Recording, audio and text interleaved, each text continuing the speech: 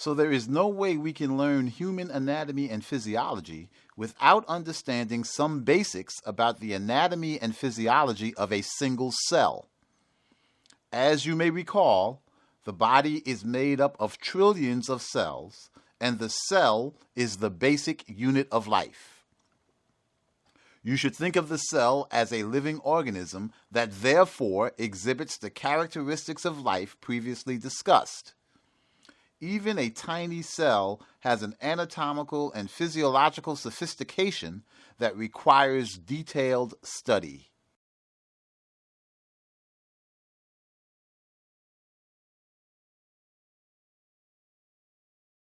One characteristic of life is the maintenance of a boundary between the organism's internal and external environment.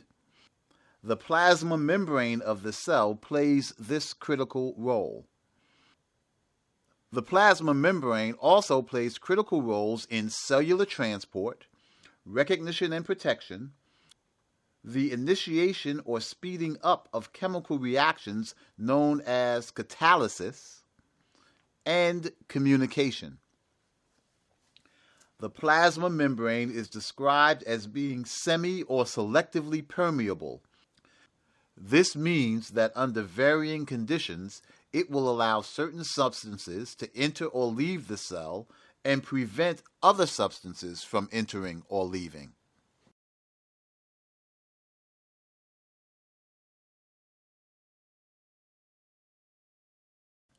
Rather than a simple barrier, the plasma membrane is a complex structure with many specializations. It is made up of several important substances known as phospholipids, proteins, and carbohydrates.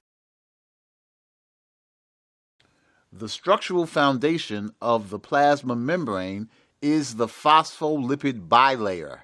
The bilayer has a liquid-type consistency similar to the thickness of olive oil.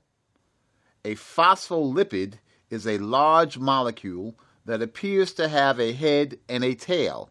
Let's look a little more closely at its anatomy and chemical makeup. A lipid is a large organic compound. Organic compounds are compounds that contain many carbon atoms. Carbon has 4 electrons in its valence shell and is therefore very reactive. It easily forms covalent bonds between other carbon atoms as well as different atoms, especially hydrogen, oxygen, and nitrogen. A lipid is made up of a long chain of covalently bonded carbon, oxygen, and hydrogen atoms. Typically, lipids have a high ratio of hydrogen to oxygen. Lipids are commonly known as fats and play an important role in energy storage, shock absorption, and insulation. Lipids are hydrophobic, meaning they do not mix well with water. Oftentimes, an inorganic molecule will bind to a lipid. Inorganic compounds, for the most part, are molecules that do not contain carbon. When inorganic compounds bind to lipids, they typically become the most reactive portion of the new molecule. There are common compounds that bind to lipids, and they are referred to as functional groups. One of these groups is known as a phosphate group.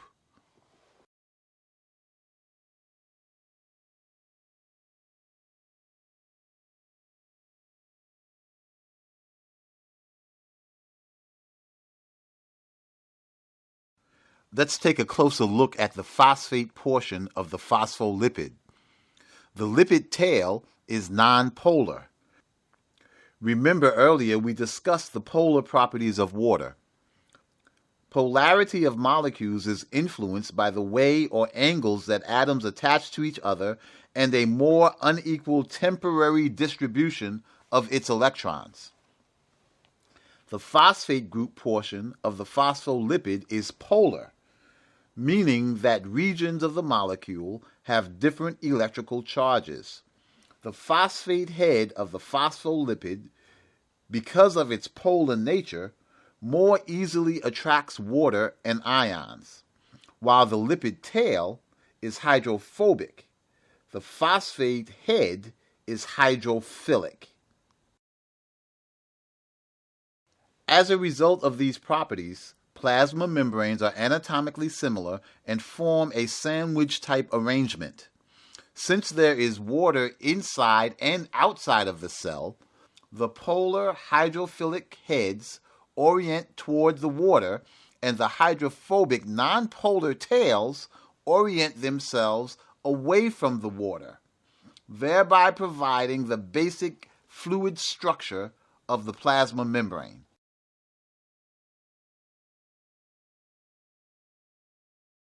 About half of the mass of the plasma membrane is made up of proteins. It is important to note that it is the proteins within or attached to the plasma membrane that are responsible for much of the plasma membrane function. Before we talk about how these proteins function, we must understand the structure and significance of protein molecules. Proteins are crucial to cellular and thus human life. They compose anywhere between 10% and 30% of cell mass. During this class, we will repeatedly discuss the role of individual proteins in physiology. Proteins are large, diverse molecules made up of chains of molecules known as amino acids. Amino acids are composed of carbon, nitrogen, oxygen, and hydrogen. These chains of amino acids are formed through dehydration synthesis, resulting in what are called peptide bonds. Though there are only 20 amino acids, literally thousands of proteins can be formed. Think of how the 26 letters of the alphabet form many words. However, with proteins, it is not only the sequence of amino acids that is important, it is also how polarity, hydrophilic versus hydrophobic, as well as the unique molecular bonding influences dictate the diverse function of proteins. Proteins have different structures. Depending on the protein, the overall structure may be simple or quite complex. The primary structural level of a protein refers to the simple sequence of the bound amino acids. The secondary structure refers to how a protein may curl and coil as a result of the formation of hydrogen bonds between different parts of the molecule. The tertiary structure of the protein refers to how the molecule may fold on itself. This structure is influenced by the molecule's polar and hydrophilic and hydrophobic properties. And finally, a protein's quaternary structure is determined when two or more peptide chains are bound together.